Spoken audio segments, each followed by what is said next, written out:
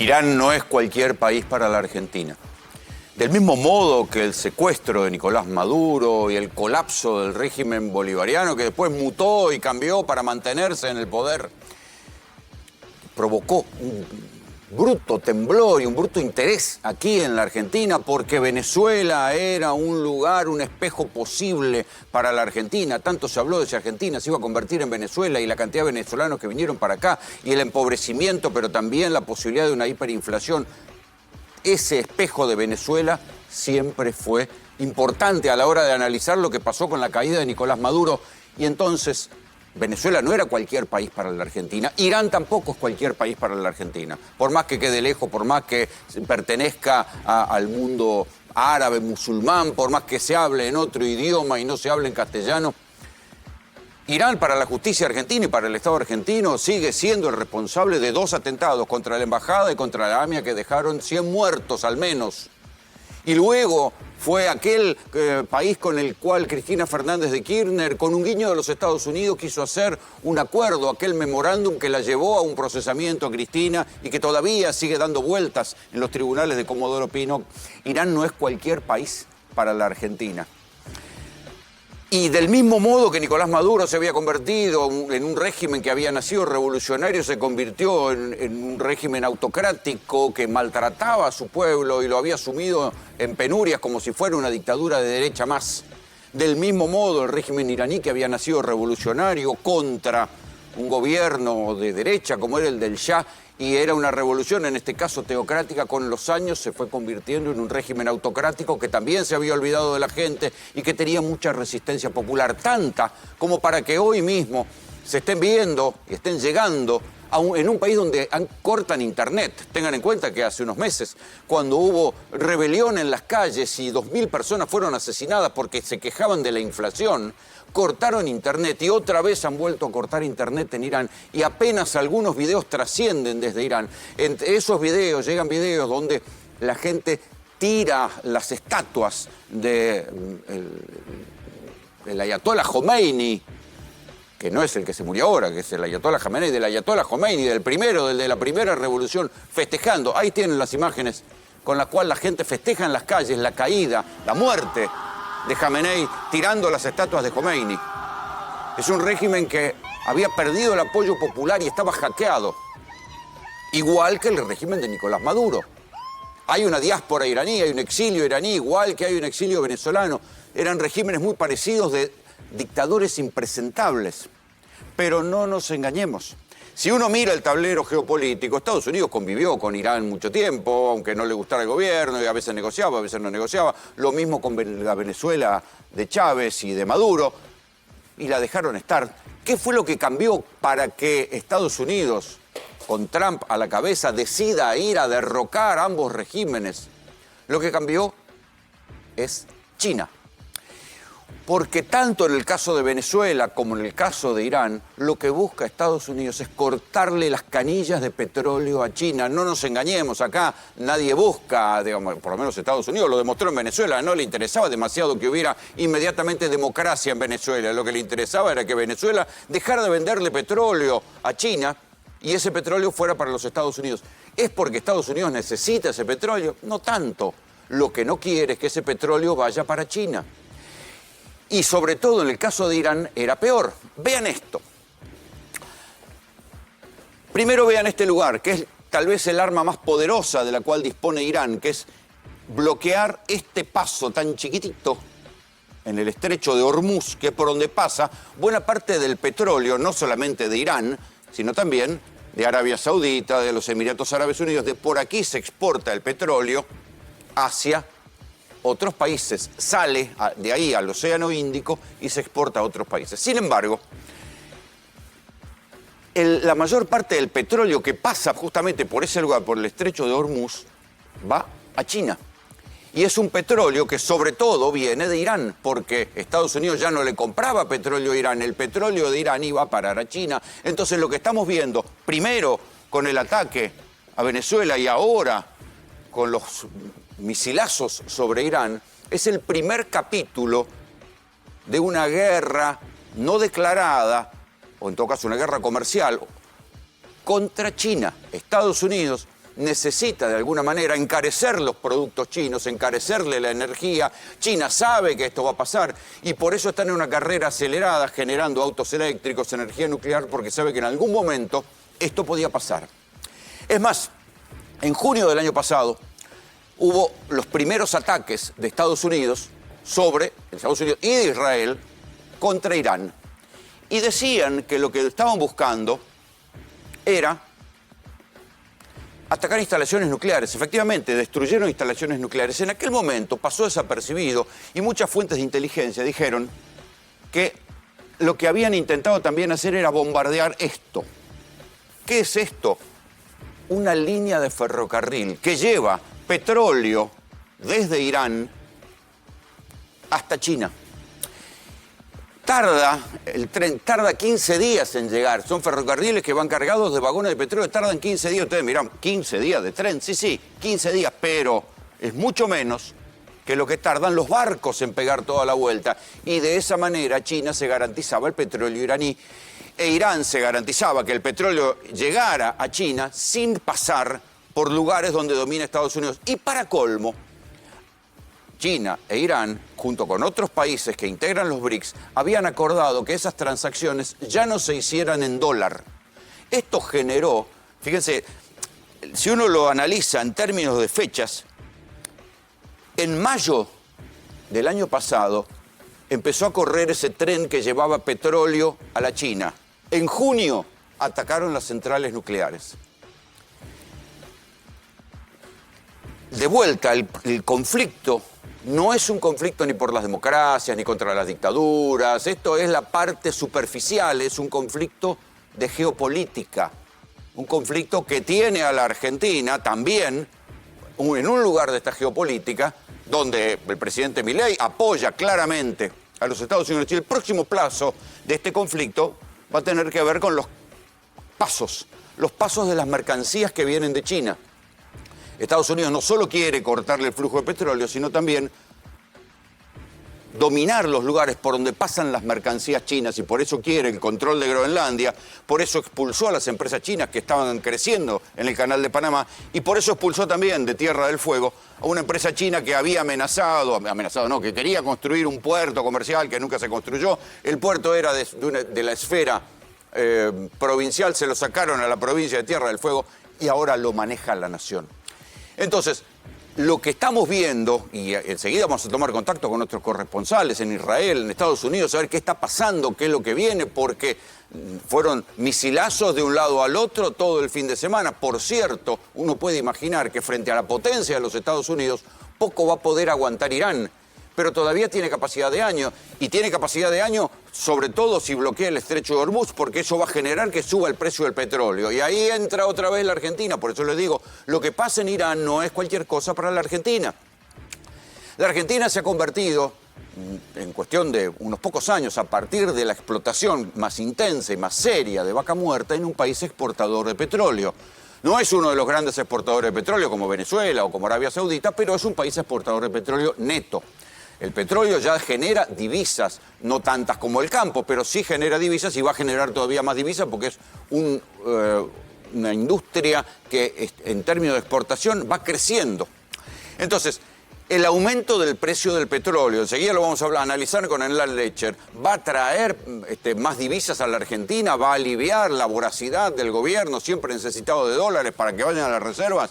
Sí, pero también hay que decir que el gobierno argentino dolarizó las tarifas y dolarizó el precio del petróleo y de todo lo que nutre las tarifas. Entonces la nafta va a volver a subir si se dispara el precio del petróleo. Todas estas cosas las tenemos que tener en cuenta porque algún día nos van a decir, el precio de la nafta se está disparando porque hay guerra en Irán. Pero como si nosotros tenemos petróleo acá, no importa, pero el precio sube y por más que nosotros tengamos petróleo argentino, vas a sacar la nafta y aunque el petróleo y todo sea argentino, igual te suben el precio porque en Irán hay guerra, no porque haya importación de petróleo. Entonces, esto es lo que ahora uno tiene que entender y mirar en estas semanas porque lo que pasa en Irán, en el mundo globalizado, va a repercutir acá. Seguramente en instantes, cuando comience la apertura de sesiones, cuando el presidente Javier Milei entre al Congreso, va a volver a hablar de su alineamiento con Donald Trump, va a respaldar, como respaldó en un tuit, el ataque a Irán y también va a hablar de otra cosa que acaba de suceder como parte de este tablero triangular entre Venezuela, Irán y Estados Unidos, y es la liberación del gendarme Nahuel Gallo. En instantes les vamos a dar más detalles de lo que se está conociendo ahora, en estos momentos. Pero también está el otro enigma más interno, más doméstico. Milei, cuando se siente ahí a leer su discurso frente a los diputados y frente a los senadores, ¿los volverá a maltratar como los maltrató en discursos anteriores? ¿Los volverá a tratar de casta, de ratas, de parásitos? Esto es lo que dijo Milei en ocasiones anteriores cuando fue al Congreso. ¿A quién atacará esta vez? Durante más de 100 años, los políticos han insistido en defender un modelo que lo único que genera es pobreza, estancamiento y miseria. Un modelo que considera al Estado como un botín de guerra que hay que repartir entre los amigos. La clase política deja un país al borde de la crisis más profunda de nuestra historia. Nos han arruinado la vida. Nos han hecho caer por 10 veces nuestros salarios. Un país que contiene a quienes lo necesitan, pero no se deja extorsionar por aquellos que utilizan a quienes menos tienen para enriquecerse a ellos mismos. Un sistema que solo puede generar pobres y a costa de ellos produce una casta privilegiada que vive como si fueran monarcas.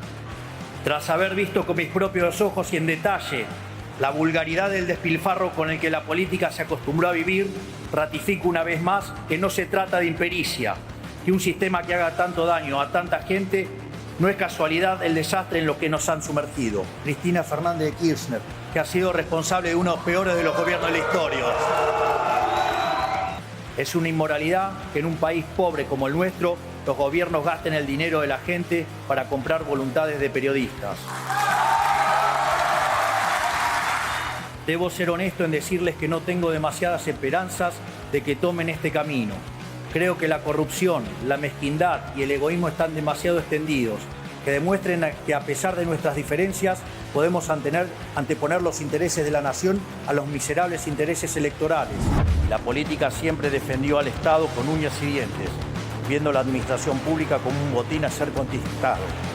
Eso es el verdadero modelo de la casta. Todo armado para estafar a los argentinos de bien en favor de la casta política. ¿Quieren terminar con la pobreza? ¡Terminen con el curro de la política! Cuando hablaban de caídas sin final, de la L y de la pipita de Nike suave, fue en B corta, aunque les duela a los del Frente para la Victoria, no sé cómo se llamen ahora, la Unión por la Plata, no sé. Lee la Manes, te va a hacer bien, supuestamente vos entendés cómo funciona el cerebro y parece que no aprendiste nada. Léela bien. Si este Congreso eligiera no acompañar de forma mayoritaria al Gobierno Nacional en esta propuesta que les extiendo, sepan que eso no detendrá el proceso de cambio que el pueblo argentino nos encomendó. Lo vamos a hacer solo, lo vamos a hacer a nuestra manera, pero tarde o temprano lo vamos a hacer.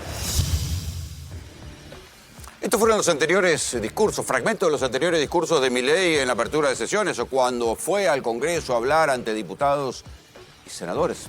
¿Qué Milei será hoy? Bueno, las circunstancias son diferentes. Ganó las elecciones y viene en sesiones extraordinarias de tener 4 proyectos importantes: la reforma laboral, la baja de la edad de imputabilidad, la ley de glaciar, la modificación de la ley de glaciares, todos proyectos de ley que Milei necesitaba, quería, y en los 4 logró mayorías porque ahora tiene un sector del peronismo que lo apoya, sector de gobernadores, sobre todo que tal vez por los intereses mineros y por la expectativa de que vengan inversiones del RIGI, se han pasado casi al bando mileísta. Entonces, ¿qué Milei será? ¿Será un Milei que volverá a despreciar a los que están sentados en las bancas o ahora descubrirá que las cosas han cambiado y que el Congreso es honorable y que ya no es tan casta como antes?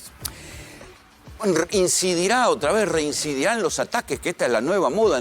La verdad que eran los gobiernos peronistas los que solían atacar a los empresarios más concentrados de la Argentina, al famoso Círculo Rojo. Sin embargo, es ahora Milei el que está atacando y discutiendo con el Círculo Rojo, que llamó a Paolo Roca, el empresario más poderoso, el industrial más poderoso de la Argentina, don Chatarrín de los Tubitos Caros, que llamó a Javier Madanes Quintanilla, de otra de las familias de Fate y de Aluar, lo llamó el dueño de las gomitas alumínicas, que cargó contra el CEO de Neumann, una distribuidora de neumáticos que reconoció, como tantas veces nosotros contamos acá desde los noticieros, que se abusaban en los precios y que por algo la gente se iba a comprar los neumáticos a Uruguay y Paraguay, terminó haciendo un sincericidio favorable al gobierno diciendo, sí, nosotros no sabemos cómo ganábamos porque no teníamos que competir con nadie. Bueno, ¿volverá Milei a atacar ahora al Círculo Rojo?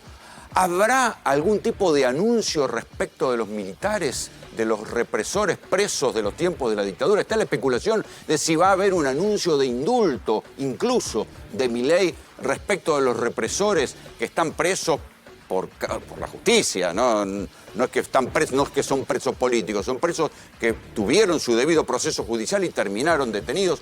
Quedan pocos, pero otros están en arresto domiciliario. ¿Habrá un indulto para ellos?